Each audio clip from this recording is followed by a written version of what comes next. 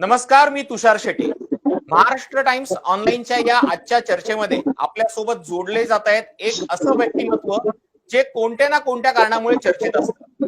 मग कधी ते पीक विम्यावरचं आंदोलन असो किंवा कधी डॉक्टरांना फोनवरनं धमकी देण्याचं प्रकरण असो. मात्र गेल्या काही दिवसांपासून पाकिस्ताननं काश्मीरमध्ये केलेल्या दहशतवादी हल्ल्याची जितकी चर्चा होते तितकीच चर्चा हिंगोली कळमनुरीचे आमदार संतोष बांगर यांनी केलेल्या वक्तव्याची होते. बांगरांच्या मनात नेमकं काय आहे, का ते एवढे आक्रमक होतात, यासाठी आपण त्यांच्याशी चर्चा करणार आहोत आणि आपल्या सोबत जोडले गेलेले आहेत ते आमदार संतोष बांगर. संतोषजी, मटा ऑनलाईनच्या या चर्चेमध्ये आपलं खूप खूप स्वागत.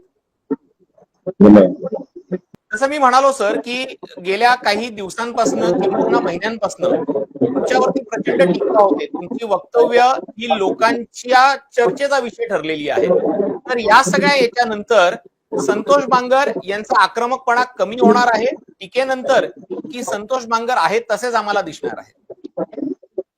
मला वाटतं मी शिवसेनेचा जिल्हा प्रमुख गेल्या 2009 पासून आहे आणि मी जसा आक्रमक आहे तसाच मी आक्रमक आहे. मी आक्रमक कशामुळे असतो? लोकांच्या कामांसाठी. लोकांवर जर कुठे अन्याय होत असेल तर त्या अन्यायाविरुद्ध लढा देण्याचं काम एका शिवसैनिकाचं आहे आणि मला ते सहन होत नाही.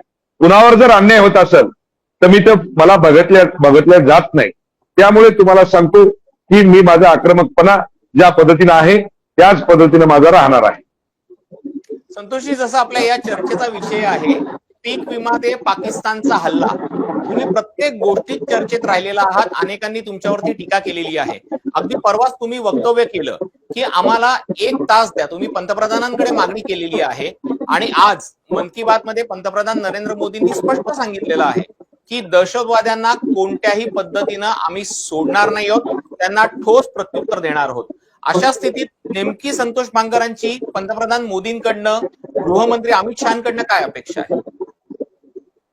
मी 100% मला खात्री आहे की या देशाचे प्रधानमंत्री आणि आमचे गृहमंत्री अमित भाई शहा हे निश्चितपणे त्यांनी ज्या पद्धतीनं माझ्या हिंदू बांधवावरती त्या ठिकाणी मूर्तिमुखी पाळले त्याच पद्धतीनं यांना सुद्धा धडा शिकवल्याशिवाय राहणार नाहीत.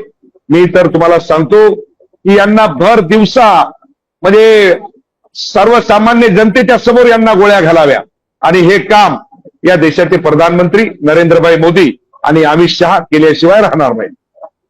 आज जसं आपण बघितलं की दहशतवाद्यांची घरं किंबहुना ज्या लोकांनी दहशतवाद्यांना मदत केलेली आहे असा ठपका त्यांच्यावरती आहे, तसंच काहीसा आरोप तुम्ही हिंगोलीतल्या राज्यातल्या नागरिकांवरती केलेला आहे. असे काही नतद्रष्ट लोक आपल्या राज्यात आहेत जी अप्रत्यक्षपणे दहशतवाद्यांना मदत करतायत असा तुमचा आरोप आहे. नेमकं तुमचं म्हणणं काय?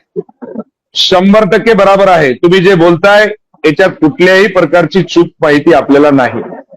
आज महाराष्ट्र टाइमच्या माध्यमातून मी आपल्या संपूर्ण महाराष्ट्र जनतेला आणि या हिंदुस्थानातल्या माझ्या संपूर्ण जनतेला मी सांगू इच्छितो की आतंकवादी भारत देशाच्या बाहेरचे आणि आतंकवादी आपल्या भारत देशामधले, या भारत देशामध्ये तुम्ही राहता, या भारत देशाचं तुम्ही खाता आणि गुण तुम्ही पाकिस्तानचं खाता, तर अशा पांडुकड्याला या हिंदुस्थानामध्ये राहण्याचा अधिकार नाही. मी तुम्हाला सांगेल की अरे हिंदुस्थान आणि पाकिस्तानचा मॅच होतो आणि त्या मॅच मध्ये जर आपल्या भारताचा जर पराभव जर झाला तर याच हिंगोली जिल्ह्यातले, याच महाराष्ट्रामधले, याच मराठवाड्यामधले, युपी मधले, बिहार मधले, एमपी मधले, राजस्थान मधले काही हरामखोर लोक, जातीवादी लोक या ठिकाणी भारत देश हरल्याच्या नंतर फटाके वाजवतात. अशा हरामखोर लोकांना या हिंदुस्थानामध्ये राहण्याचा अधिकार नाही.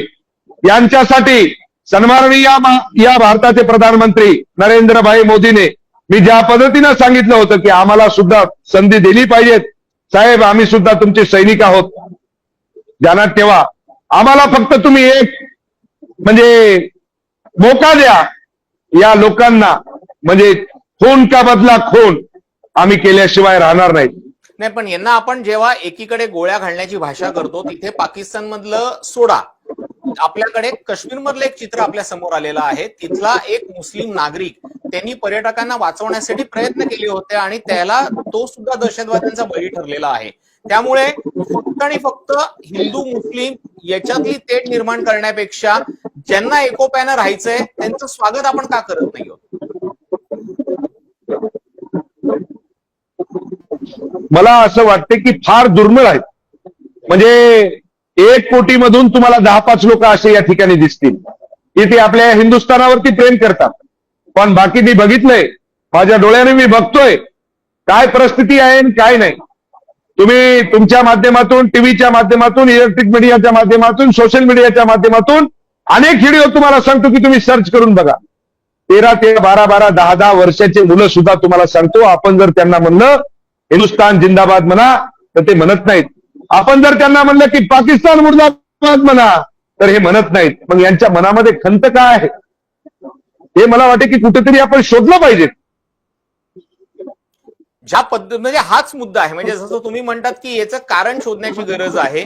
ज्या पद्धतीचं राजकारण पाकिस्तानकडनं केलं जातंय, काही हिंदू द्वेष्टा नागरिकांकडनं केलं जातंय, किंबहुना दहशतवाद्याला खतपाणी घालण्याचा हा प्रकार आहे का? म्हणजे तुम्ही ज्या भारतात राहता त्या भारताचं तुम्हाला काडकौतुक करणं तर सोडा, किमान तुम्हाला हिंदुस्थान बोलायला लाज वाटते, तर मग तुम्ही इथे का राहता? कारण की तुम्हाला ज्या पद्धतीची शिक्षा मिळते, ज्या पद्धतीचं तुम्हाला शिक्षण दिलं जातं तेच चुकीचं आहे आणि त्याच्यात बदल करायला पाहिजे का?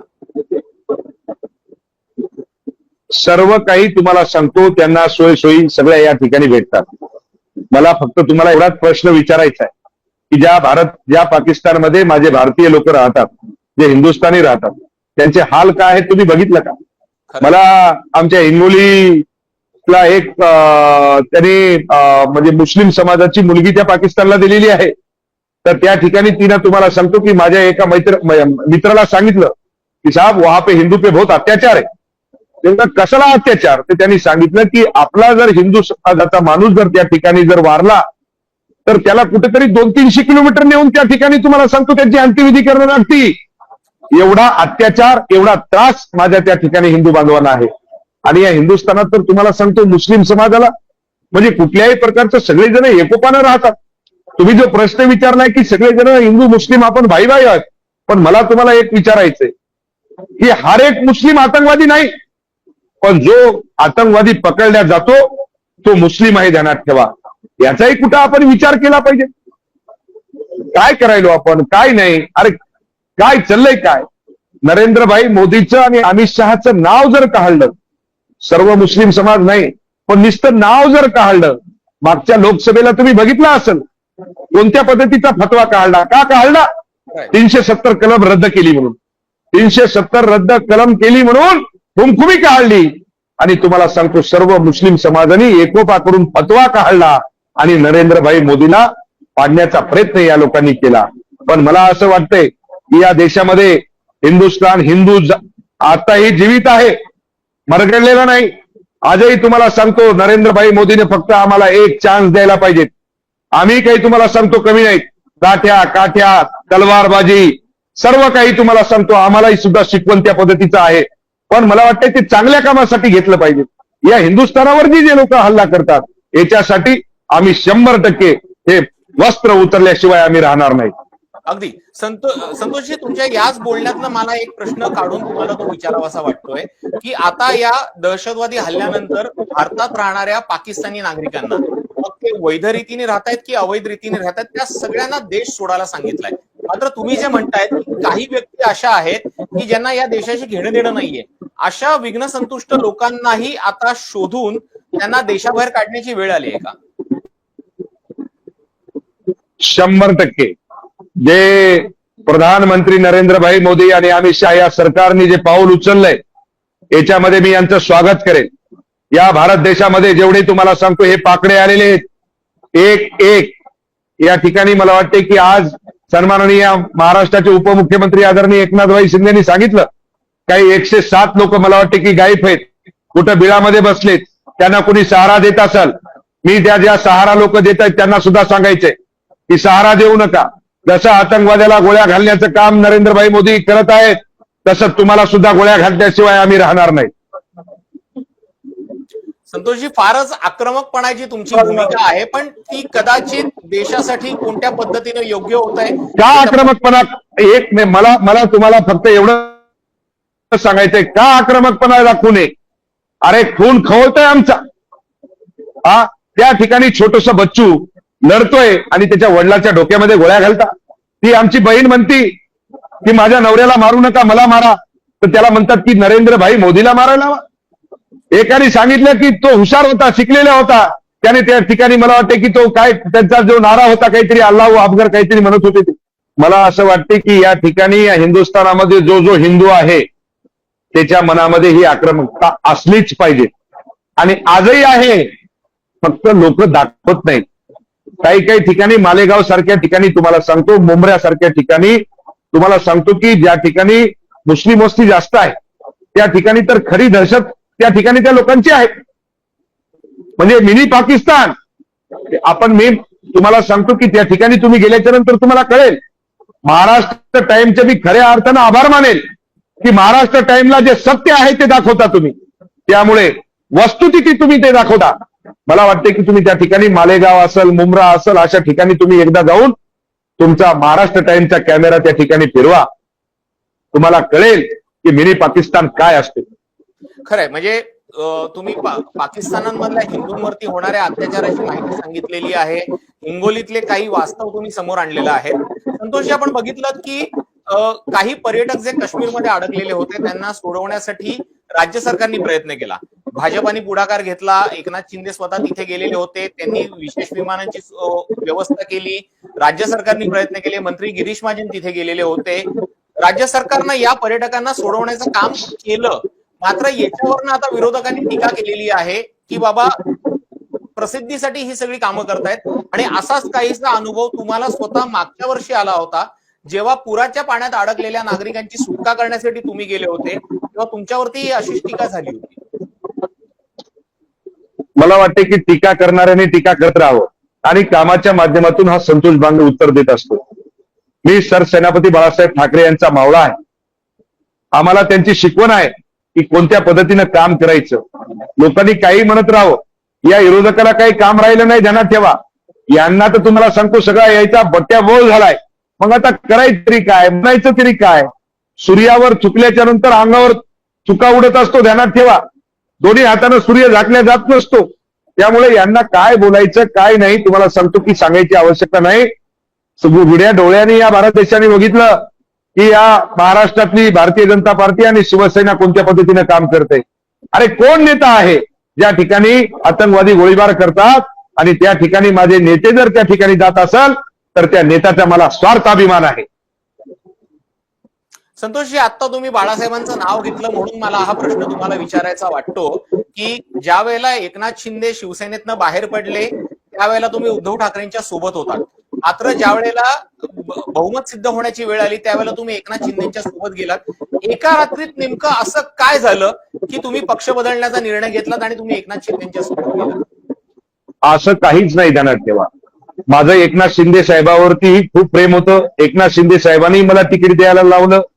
त्यावेळेस तुम्हाला सांगतो की मी आता बाकीचं काही त्यांच्यावर बोलत नाही. ते उद्धव साहेब बी काही तुम्हाला सांगतो की मोठे नेते आणि मी फार छोटा कार्यकर्ता आहे. त्याच्यामुळे उद्धव साहेबावरती मी बोलण्यासारखा एवढा मोठा काही नाही. पण मी आपल्याला फक्त एवढंच सांगेन की ज्या ठिकाणी म्हणजे हिंदू मुस्लिम होतं त्या ठिकाणी हे काही लोक तुम्हाला सांगतो की पाठ देण्याचं काम करत असतात.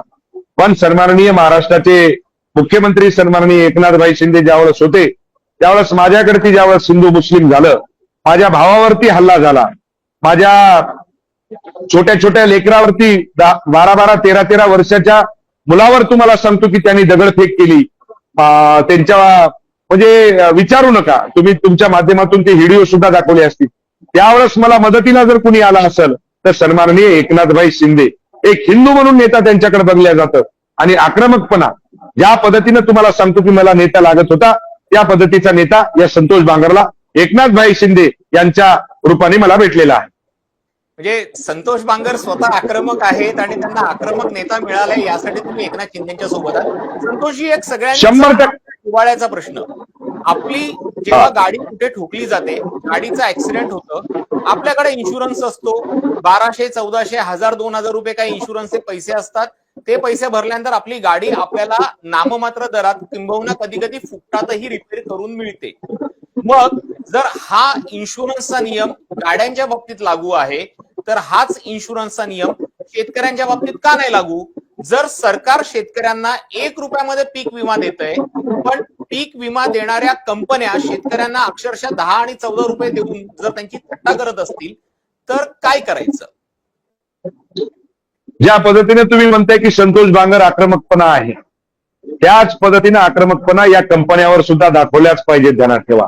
आणि मी वारंवार दाखवलाय, माझ्या ज्या ज्या ठिकाणी माझ्या शेतकरी बांधवावर त्या ठिकाणी अन्याय होत असेल, पीक विम्याचा प्रश्न असेल, विजेचा प्रश्न असेल, पाण्याचा प्रश्न असेल, ठिकठिकाणी मी कुठल्याही प्रकारचं कुणालाही तुम्हाला सांगतो की मी गय करत नाही. ज्या पद्धतीने मला शेतकऱ्याला न्याय देता येईल त्या पद्धतीने माझा आवाज उठवला जात असतो. आक्रमकपणा असो का शांतपणा असो, आम्ही तर दादा बापू माय सगळं करून बोलतोय. आणि जर नाहीच ऐकले तर तुम्हाला सांगतो, हा संतोष बांगर छत्रपती शिवाजी महाराजांचा मावळा, सर सेनापती बाळासाहेब ठाकरे यांचा शिवसैनिक आहे. त्याच्यामुळे मला सांगण्याची आवश्यकता नाही की कसं काम करून घ्यायचं आणि कसं नाही. त्या पद्धतीचं काम हा संतोष बांगर करत असतो. आणि या महाराष्ट्रातले सरकार सुद्धा त्याच पद्धतीनं काम करेल, कारण की शेतकऱ्यावर अन्याय होणार नाही. शेतकरी आहे म्हणून हा हिंदुस्थान आहे, शेतकरी जर नाही तर हा हिंदुस्थान नाही. खरंय संतोषजी, जाता जाता तुम्हाला एक प्रश्न विचारायचा आहे, जो सगळ्यात महत्वाचा प्रश्न आहे. ज्या कारणांमुळे तुम्ही गेल्या 1.5-2-3 महिन्यांपासून चर्चेत आहात, तुमची ऑडिओ क्लिप व्हायरल होतीये. कधी कुठला एक माणूस तुम्हाला फोन करतो आणि सांगतोय डॉक्टर पैसे नाहीत म्हणून कोणावरती उपचार करत नाहीयेत. कधी तुम्हाला ऐकायला मिळतं की एखाद्या व्यक्तीचा मृत्यू झालाय, मात्र पैसे भरले नाहीत म्हणून डॉक्टर डेड बॉडी देत नाहीयेत. अशा वेळेला प्रत्येकाला सामाजिक भान राखण्याची जबाबदारी आहे, मात्र डॉक्टरांकडनं ते सामाजिक भान जपलं जात नाहीये का? तुम्हाला असं वाटतं का? तुम्ही फार म्हणजे माझ्याही पेक्षा तुम्ही तज्ज्ञ आहात.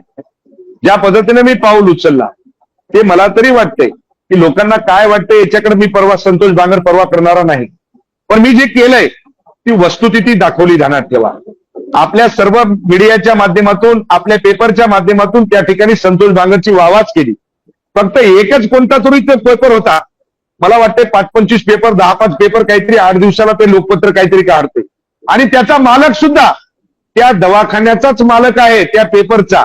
आणि त्यामुळे तुम्हाला सांगतो की माझ्यावरती ते चिखल फेकण्याचं काम करत आहेत. पण मला असं त्या दवाखान्याच्या मालकाला सांगायचंय की त्या डॉक्टरनी सुद्धा मला सांगितलं की साहेब, आमच्या हातामध्ये काही नाही हो, आम्ही काय करू शकतो. 10 रुपयाची कालपासली होती, पण हे 300 रुपये लावता तो. एनएस सलाईन जे आहे, माझा हाच प्रश्न होता. काही डॉक्टर किंबहुना अनेक डॉक्टर हे चांगले आहेत, मात्र त्यांना हॉस्पिटलनी टार्गेट दिलेलं आहे म्हणून या डॉक्टरांची प्रतिमा मलिन होतीये का? मी तर सांगतो, असे ज्या दवाखान्याचे जे मालक आहेत, हे जे तुम्हाला सांगतो काय त्यांचं नाव, आम्ही ज्या दवाखान्यावरती जो पाऊल उचलला, यांनी सांगितलं की असं काहीच नाही, आम्ही स्वच्छ आहेत. अरे बाबा, का तुम्ही तोंड म्हणजे आमचं तोंड उघडता? अरे गोरगरिबाच्या, अरे मेल्याच्या नंतर तुम्ही मेल्याच्या टाळूवरचं लोणी खाणारी तुम्ही आवलात. अशा लोकांना तुम्हाला सांगतो, लोक तर माफ करणारच नाही, पण देव सुद्धा माफ करणार नाही. शेपटीच्या आळ्या, म्हणजे अंतकरणातून बोलतोय, ध्यानात ठेवा. चीड निर्माण होते. ज्या दिवसपासून हा प्रश्न मी उचललाय त्या दिवसपासून तुम्हाला सांगतो, मला महाराष्ट्रातले अनेक कार्यकर्त्यांचे, अनेक लोकांचे, माझ्या पेशंटचे फोन येत आहेत. नांदेड असेल, संभाजीनगर असेल, लातूर असेल, अकोला असेल, तुमचं वाशिम असेल, मुंबई असेल, त्या ठिकाणी जर फक्त एवढंच म्हणाले की संतोष बांगर बोलतो, साहेब गरीब माणूस आहे तो, किती बिल झालंय? 80,000. साहेब 10-20,000 कमी करा. एवढंच तुम्हाला त्याला काहीतरी हे 100% डॉक्टर लोकांनी बिल कमी केलं. का केलं? याचं कारण मला सांगा. अहो, ज्या धर्मदाय दवाखाना तो, आणि त्या दवाखान्यामध्ये मी सगळी लिस्ट घेतली, मी माहिती घेतली, मी काही शांत बसलो नाही. ज्यांनी ज्या पद्धतीनं भाग 1, भाग 2 काय काय त्या पेपरवर तुम्हाला सांगतो टाकायला टाकू द्या हो, याने काही तुम्हाला सांगतो फरक पडणार नाही. महाराष्ट्रातल्या हजारो लोकांनी मला फोन केले की साहेब, तुम्ही जे काम करताय हे संपूर्ण 288 आमदारांनी काम केलं पाहिजे. का म्हणत असतील मला? त्याचं कारण काय? ज्यांना तेव्हा कोणी आवाज उचलत नाही. आणि या संतोष बांगरला माझी स्वतःची काही पर्वा नाही, त्यामुळे मी आवाज उचल आणि आवाज उचलत राहणार, ध्यानात ठेवा. पण अशा दवाखान्यांना 1 रुपयामध्ये जागा घेतलेली आहे त्या हरामखोर लोकांनी, आणि तुम्हाला सांगतो ती जागा हडप केली, सगळं काही तुम्हाला सांगतो. नका, मी पुन्हा सांगेल की चांगलं होणार नाही तुमचं. जे दवाखान्यामध्ये तुम्हाला सांगतो, ज्या मेलेल्या लोकांच्या टाळूवरचं जे तुम्ही लोणी खाताय, तुमचा 100% खराबा झाल्याशिवाय राहणार नाही. संतोषजी, तुम्ही अजून एका मुद्द्याला हात घातलेला आहे, तो म्हणजे पोषण आहार. मुळातच राज्यातल्या बालकांची तब्येत चांगली राहावी, ते सुदृढ व्हावेत, त्यांचा विकास व्हावा म्हणून पोषण आहार योजना राज्य सरकार राबवत आहे. मात्र ठेकेदार आणि अधिकाऱ्यांच्या संगनमतामुळे बालकांचं फक्त आयुष्यच नाही तर त्यांचं भविष्य बर्बाद होतंय असं तुम्हाला वाटतंय का? मला असं वाटतंय की जे तुम्ही पोषण आहार म्हणताय त्याच्या मागे मला वाटते 2-3 वर्षाच्या पूर्वी मी त्याच्यामध्ये लक्ष घातलं होतं.